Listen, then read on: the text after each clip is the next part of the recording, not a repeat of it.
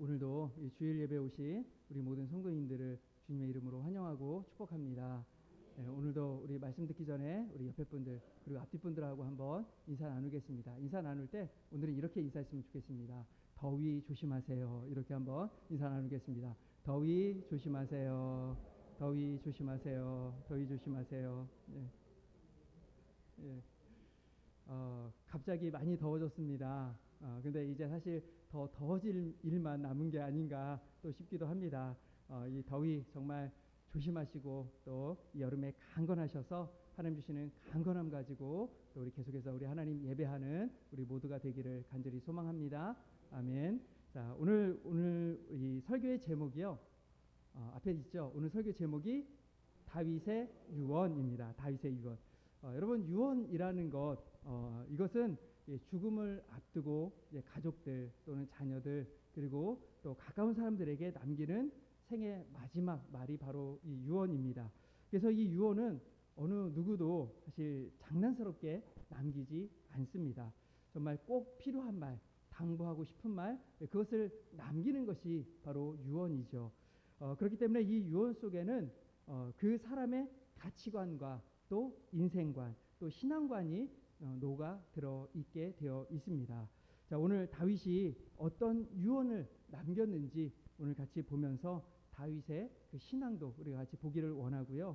또 하나님을 믿는 우리가 남길 유언을 과연 무엇이 있을지를 다시 한번 생각해 보았으면 좋겠습니다. 그리고 또 그 유언을 들었던 이 솔로몬은 어떻게 행동했는지를 보면서 또 우리에게 주시는 하나님의 음성을 듣는 저 여러분 되기를 간절히 소망합니다. 아멘. 자, 먼저 오늘 말씀을 우리 다시 한번 읽어보겠습니다. 우리 본문 2절에서 우리 3절 말씀 우리 같이 한번 더 읽겠습니다. 내가 이제 세상 모든 사람이 가는 길로 가게 되었노니 너는 힘써 대장부가 되고 내 하나님 여호와의 명령을 지켜 그 길로 행하여 그 법률과 계명과 율례와 증거를 모세의 율법에 기록된 대로 지키라. 그리하면 내가 무엇을 하든지 어디로 가든지 형통할지라. 아멘. 자, 이제 2절을 보시면 내가 이제 세상 모든 사람이 가는 길로 가게 되었다라고 이야기를 하고 있습니다. 이 다윗이 이제 자신의 마지막 때가 되었음을 이제 깨달았던 거죠. 그것을 느꼈습니다. 그렇기 때문에 이제 솔로몬 그 아들 왕이 된 솔로몬을 불러놓고 이제 유언을 하는 것입니다. 자, 무엇을 이야기했습니까? 너는 힘써 대장부가 되라라고 이야기하고 있습니다. 너는 힘써 대장부가 되라.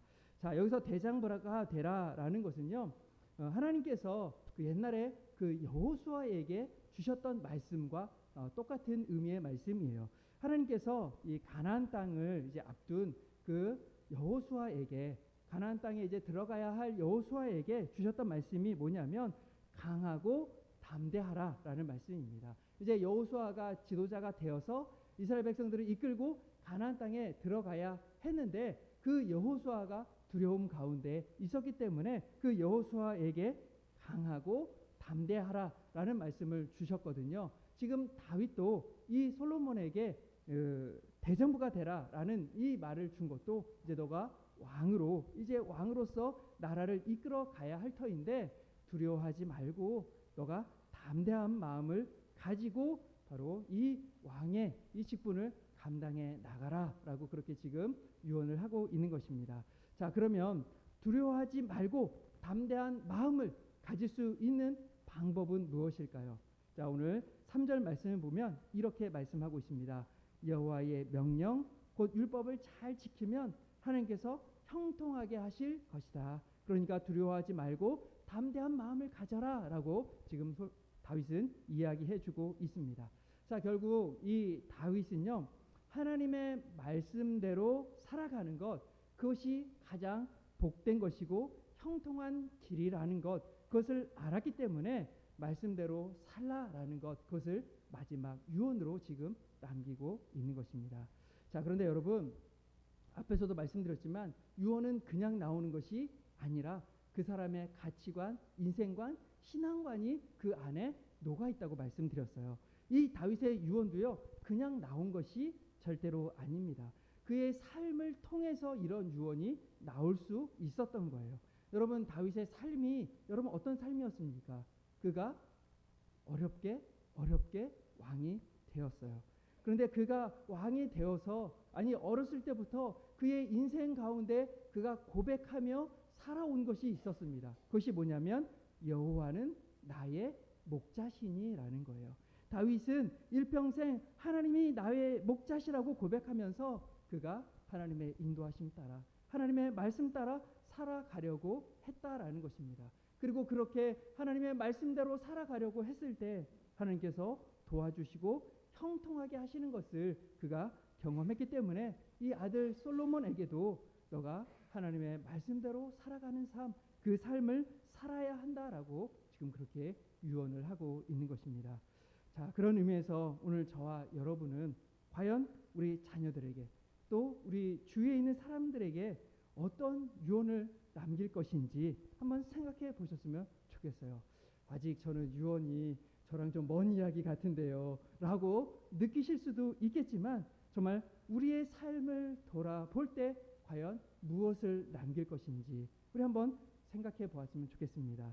그리고 부탁드리기는 정말 재산 이야기만 하는 그런 유언이 아니라 우리 다윗처럼 여러분이 경험한 하나님, 여러분이 살아오면서 정말 경험했던 그 하나님을 우리 자녀들에게, 우리 주위에 있는 사람들에게 전해줄 수 있기를 간절히 소망합니다. 그래서 저와 여러분을 통해서 계속해서 믿음이 전해지고 그 하나님의 사랑이 흘러가는 그런 축복의 통로, 은혜의 통로들로 쓰임받는 저와 여러분이 되기를 주님의 이름으로 축원을 드립니다. 아멘. 자, 그런데 솔로몬이 이 다윗의 유언을 듣고 그 유언대로 여러분 하나님의 말씀을 잘 지켰을까요? 우리 여러분 솔로몬에 대해서 너무너무 잘 아시잖아요. 솔로몬은 지혜로운 왕이고 아주 나라를 넓게 하고 금은 보화를 많이 가진 그런 왕, 너무나도 잘 아실 텐데 여러분 이 솔로몬이 이 아버지 다윗의 유언대로 하나님의 말씀을 여러분 잘 지키는 삶을 여러분 살았을까요? 아니에요. 그래요. 우리가 앞으로도 보겠지만 그렇지 못했음을 우리가 보게 됩니다. 그리고 오늘 우리가 읽은 열왕기상 2장 안에도요, 솔로몬이 말씀대로 살지 않는, 말씀대로 행하지 않는 그런 모습을 우리에게 가르쳐 주고 있어요. 자, 우리 성경을 한 곳 보기를 원하는데요. 우리 조금 뒤로 가서 우리 열왕기상 2장 28절, 29절 말씀 우리 안 읽었기 때문에 열왕기상 2장 28절, 29절 말씀을 우리 같이 한번 읽어보도록 하겠습니다. 28절, 29절입니다. 같이 있습니다. 그 소문이 요압에게 들리매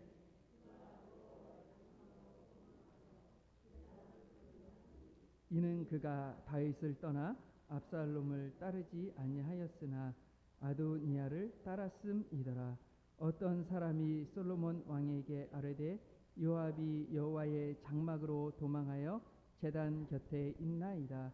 솔로몬이 여호야다의 아들 브나야를 보내 이르되 너는 가서 그를 치라. 아멘.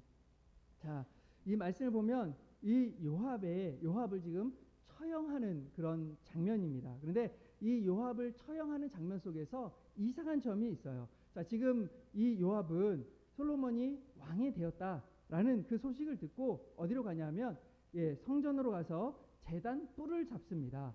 자, 제단 뿔이 어떤 것인지 한번 우리 보면 좋을 것 같아서 사진을 준비했어요. 자, 이것이 성막에 있던 제단 그것을 그려놓은 것인데요. 이 내 모퉁이에 보면 이렇게 뾰족하게 올라와 있는 것이 있죠. 이 모양이 이렇게 사진이나 이런 걸 보면 조금씩 다르긴 한데 이 올라와 있는 이것이 바로 뿔입니다. 제단 뿔. 이 뿔을 요압이 지금 잡았다라고 성경은 말씀해주고 있어요. 그러면 왜 요압이 이 성전에 가서 이 제단 뿔을 잡았을까요? 이 제단 뿔은 어떤 용도로 사용되냐면 그 제물을 드릴 때 그 제물을 잡고 피를 그 뿔에 발랐습니다. 그런데 이 뿔을 잡다라는 것은 용서와 보호를 요청하는 그런 행위였어요. 그래서 이 뿔을 잡으면 그가 죄가 있는지 없는지 밝혀지기 전까지 그를 살려두어야 했고 또 그것이 경미하면 그를 살려두게 되어 있었습니다. 그런데 그 뿔을 잡았다고 해서 또 다 용서해 주는 것은 아니었어요. 출애굽기 21장 14절에 보면 고의적으로 살인한 사람, 이런 사람은 제단 뿔을 잡더라도 그를 잡아서 죽이도록 그렇게 되어 있었습니다. 자, 우리가 조금 뒤에 이 요압에 대해서 우리가 조금 더 자세히 볼 텐데, 이 요압은요 고의적으로 살인을 한 사람이었기 때문에 그가 제단으로 가서 이 뿔을 잡았더라도 이 요압은 어떻게 해야 됩니까? 죽여야 되는 거죠. 율법에 따라서 그는 죽여야 되는 것입니다. 죽임을 당하는 것이 마땅한 것입니다. 그런데 중요한 것은 그가 제단 뿔을 잡더라도 어디서 죽여야 하냐는 거예요. 어디서 죽여야 될까요? 성막에서 끌어내서 밖에서 그를 죽여야 했습니다. 그런데 오늘 본문을 보면요, 우리가 그냥 지나칠 수 있는데 솔로몬은 요압을 어떻게 처형하라고 하냐면 그냥 제단에서 죽이라고 합니다. 그러니까 요압을 처형하는 과정 속에서 지금 이 솔로몬이 하나님의 말씀을 따르고 있습니까? 아니면 안 따르고 있습니까? 안 따르고 있는 거죠. 그가 하나님의 말씀을 온전히 지키지 못하고 있음을 오늘 볼 수 있는 것입니다.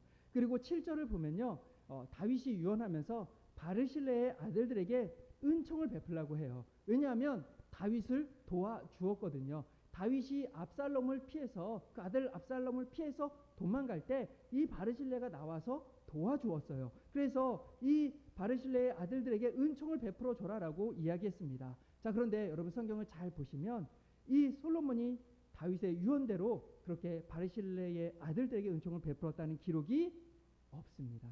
없어요. 유언을 했지만 그 말대로 지키지 않았다는 거예요.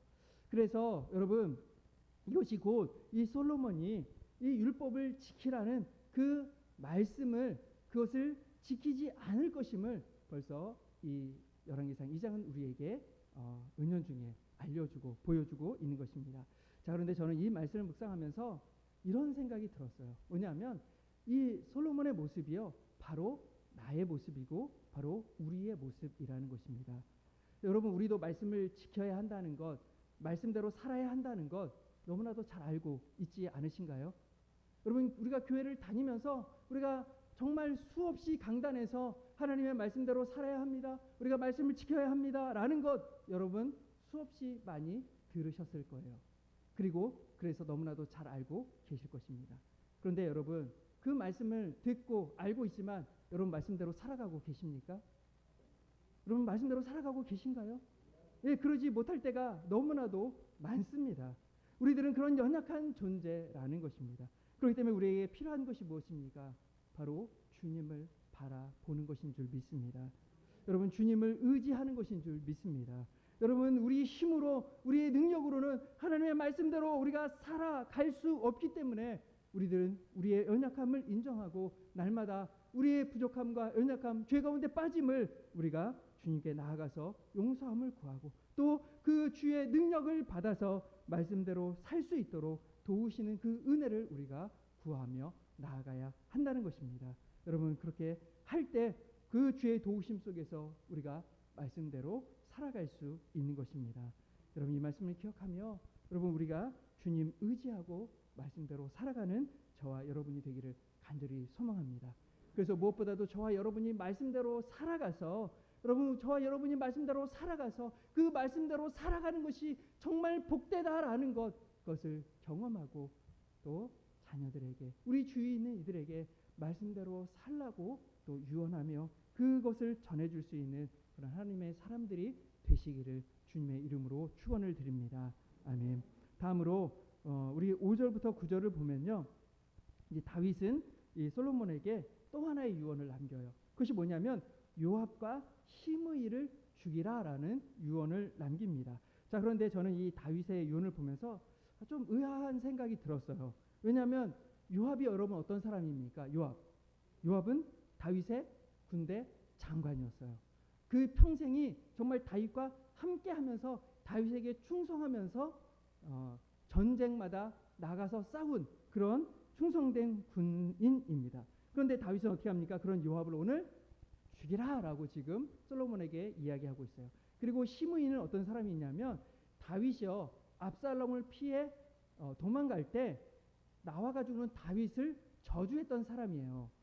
그런데 다윗이 여러분 나중에 돌아오니까 어떻게 했냐면 자기가 잘못했구나, 잘못하면 죽겠구나 라는 생각이 들어가지고 그가 나가가지고 다윗을 영접했어요. 그래서 다윗이 이 시므에게 약속한 것이 있었습니다. 뭐냐면 야, 내가 너 죽이지 않을 거야 라고 그렇게 약속을 했단 말이에요. 자, 다윗은 죽이지 않겠다고 약속해 놓고서는 지금 솔로몬에게는 뭐라고 이야기합니까? 죽여라 라고 지금 이야기하고 있다는 것입니다.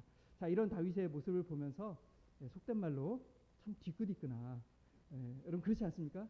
야, 뒤끝이 있구나 라는 그런 생각이 들었어요. 아, 정말 복수를 꼭 하는구나. 자기가 못하니까 아들 솔로몬을 시켜서 복수를 하는구나 라는 생각이 사실 제 안에 들었습니다. 그리고 또 솔로몬을 보면 어떻게 해요? 솔로몬은 다윗의 유언대로 또 그렇게 행동을 합니다. 우리가 읽지는 않았지만 그대로 행하는 것을 보게 돼요. 이것을 보면서 아니 솔로몬도 너무하는 것 아닌가. 아니 아버지 때에 충성한 그런 군인인데 좀 용서해줘야 되는 거 아닌가. 아버지가 하라 그런 대로 어떻게 그렇게 다 하냐라는 생각도 솔직히 들었습니다. 자, 그러면 여러분 이런 생각이 들 수 있는데 여러분 이런 다윗의 유언을 우리가 어떻게 이해해야 할까요? 무엇보다도 오늘 본문의 내용을요, 다윗 개인의 복수로 또 솔로몬 개인의 복수로 우리가 봐서는 안 됩니다. 여러분 이 유언을요 우리가 죄의 문제로 볼 수 있어야 돼요. 죄의 문제에 대한 것으로 오늘 본문을 본다면 충분히 이해가 된다는 거예요. 자, 우리 먼저 요압을 보겠습니다. 자, 다윗이 요압을 죽이라고 하면서요 그 이유를 들어요. 그 근거를 든단 말이에요. 그것이 뭐냐면 5절 6절 말씀입니다. 자, 5절 6절 말씀 같이 한번 읽어보겠습니다. 5절 6절 같이 있습니다.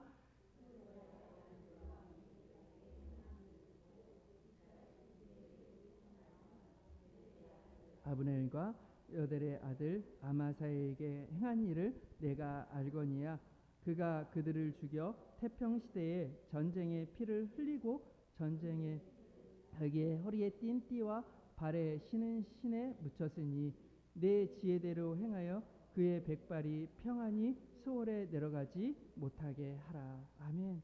자, 5절 보면 다윗은요 요압이 이스라엘 군대의 두 사령관 아브넬과 아마사를 죽였다라고 그렇게 이야기를 하고 있습니다. 이 아브넬이 어떤 사람이냐면 이 아브넬은요 사울, 이스라엘의 첫 왕인 그 사울의 군대 장관이었던 사람입니다.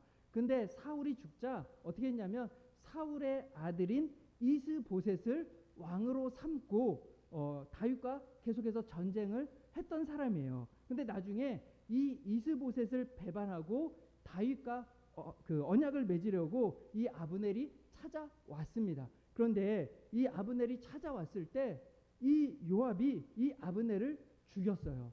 자, 그런데 지금 요압이 아브넬을 죽인 것은요 전쟁할 때일까요? 그렇지 않아요. 평화를 위해서 왔단 말이에요. 평화의 때에 아브넬을 죽였기 때문에 이것은 살인죄라는 것입니다. 그가 살인죄를 저질렀다는 거예요. 아마사를 죽인 것도 마찬가지예요.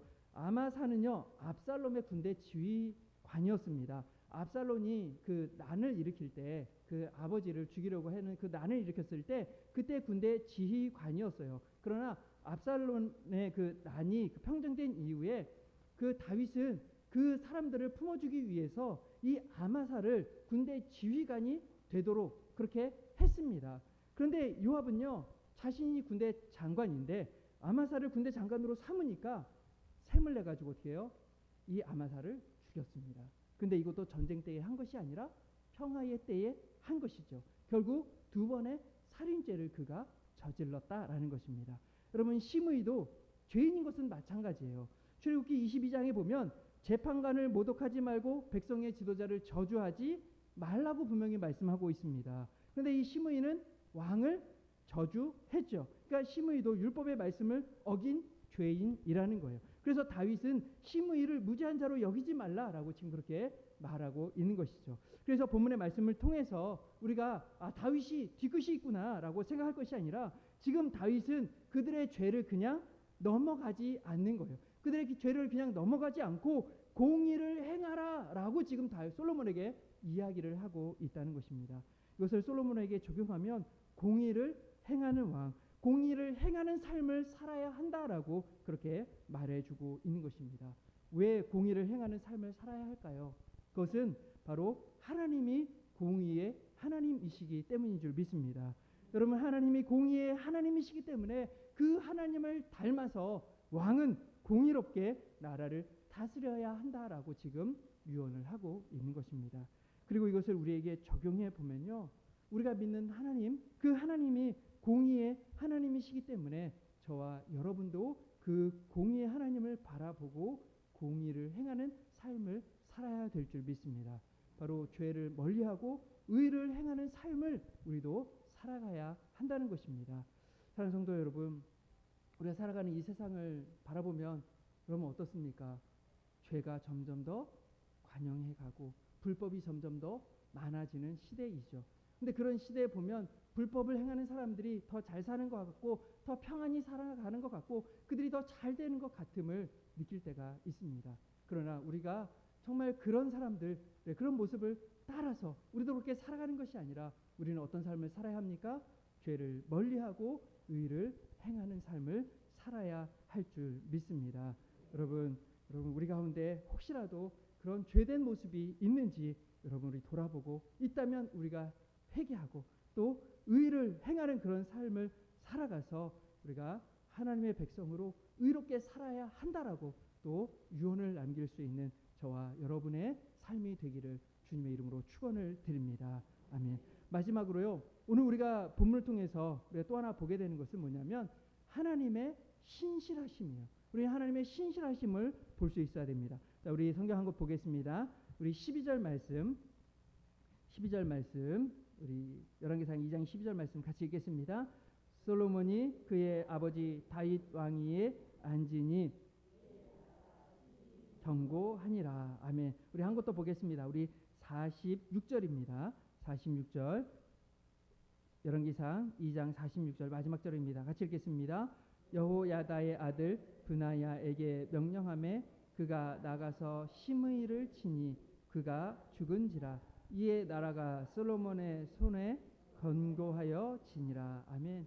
자, 12절 46절 이 두 절에 여러분 반복해서 나오는 단어가 있습니다. 그것이 무엇입니까? 견고해졌다라는 것입니다. 견고해졌다.